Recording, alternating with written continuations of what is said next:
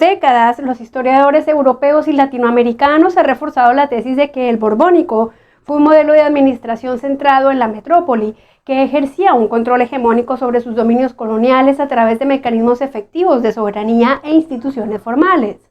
Sin embargo, nuevas corrientes historiográficas proponen que el poder y la autoridad no se creaban por imposición, sino mediante estrategias de negociación de las partes involucradas entre distintos centros de poder, en los que América era la clave como una porción integrada a un imperio hispánico policéntrico, que se mantuvo estable y perdurable durante buena parte del siglo XVIII.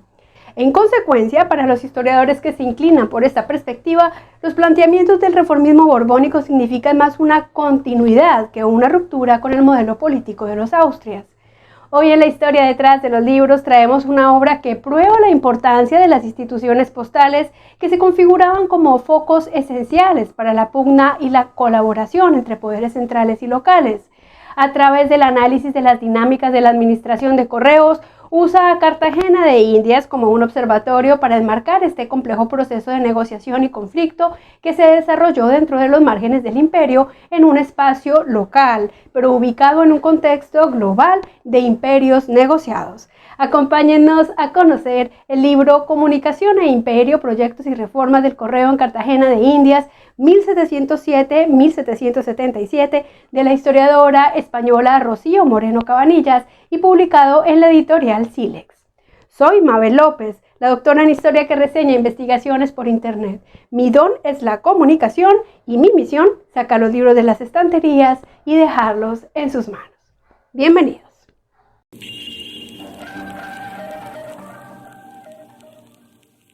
Rocío Moreno Cabanillas es investigadora postdoctoral y profesora de la Facultad de Humanidades de la Universidad Pablo de Olavide UPO. Es licenciada en Humanidades, máster en Historia de Europa, el mundo mediterráneo y su difusión atlántica, máster en Formación del Profesorado, especialidad Geografía e Historia y doctora en Historia y Estudios Humanísticos de la Universidad Pablo de Olavide. Es autora de los libros Cartas para gobernar el establecimiento de la administración de correos de Cartagena de Indias, 1764-1769, y Entre escrituras, cartas y rutas, el sistema postal, así como de numerosos capítulos de libros y artículos en revistas científicas nacionales e internacionales.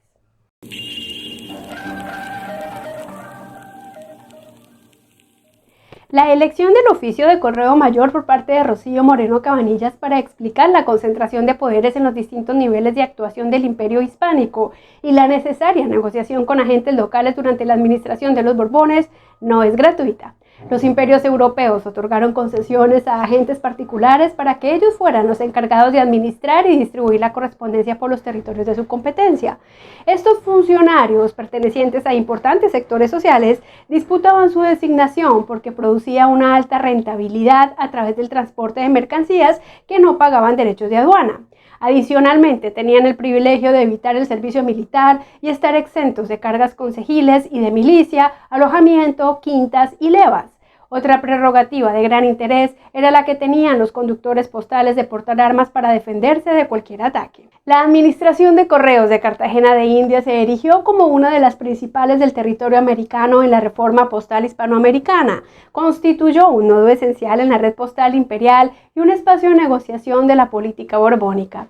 Su elección para este análisis se debe a que en la ciudad operaba una compleja superposición de redes mercantiles, militares, religiosas y burocráticas que tenían a su disposición diferentes tejidos informativos, fundamentales para garantizar la adecuada comunicación entre las distintas partes del imperio hispánico y para los que la puesta en marcha de la reforma del correo por parte de la corona podía entrañar importantes ventajas, pero actuaba asimismo como una amenaza y una inadmisible injerencia.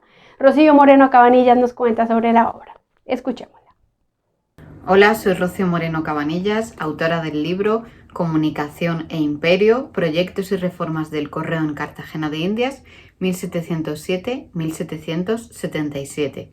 Para el desarrollo de esta investigación se ha realizado un análisis muy contrastado de fuentes diversas especialmente de cartas, expedientes, pero también normativas y otros tipos documentales, no solo en repositorios documentales europeos, sino también americanos.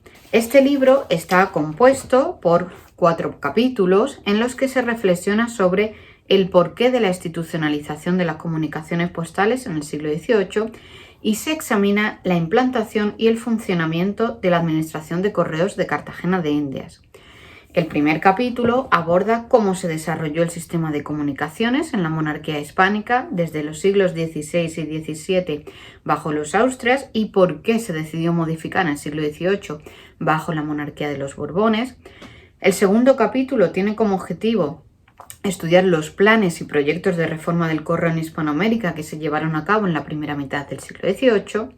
El tercero examina cómo se forjó el proyecto del servicio postal y detecta las pugnas que se desencadenaron en esta reforma entre distintos actores que erigieron múltiples y complejas resistencias. Y el cuarto y último capítulo está dedicado al estudio pormenorizado de la aplicación del proyecto de reforma postal en la ciudad de Cartagena de Indias, revelando las estrategias y modificaciones locales que tuvieron estos planes reformistas sobre el terreno, así como las disputas y negociaciones que giraron en torno a estas atribuciones.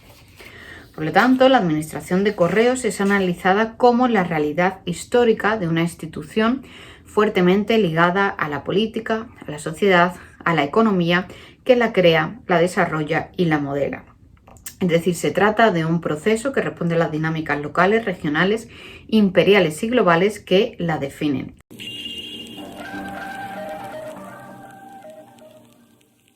Investigar en historia tiene un mérito muy grande. No es fácil identificar las fuentes primarias, hacerles preguntas y luego analizar las respuestas. Por eso consideramos que todo libro de historia tiene lo suyo.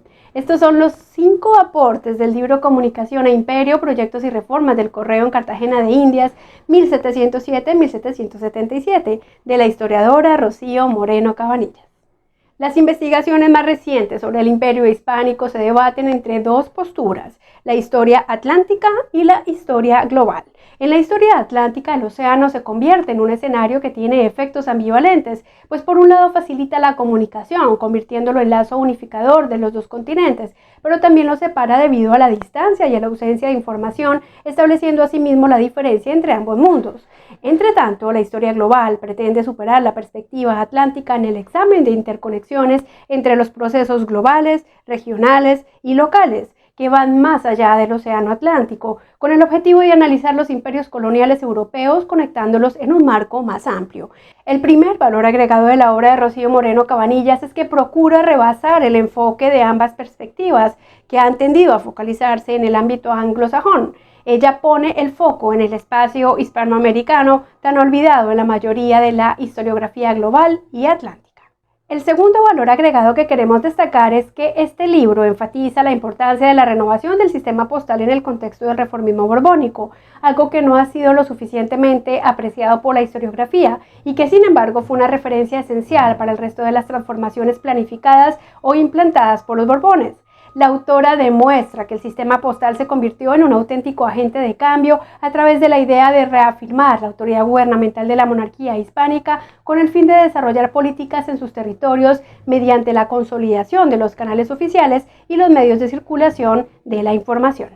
Para demostrar esa tesis, el tercer valor agregado de la obra es su sólido respaldo empírico, adquirido en los fondos del Archivo General de Indias, donde además de la sección de correos, la autora indagó los fondos de consulados, casa de contratación, Estado, las principales audiencias, entre ellas la de Santa Fe, y los numerosos espacios de conflictividad, gracias a la consulta de la sección de escribanía de Cámara en los fondos de justicia.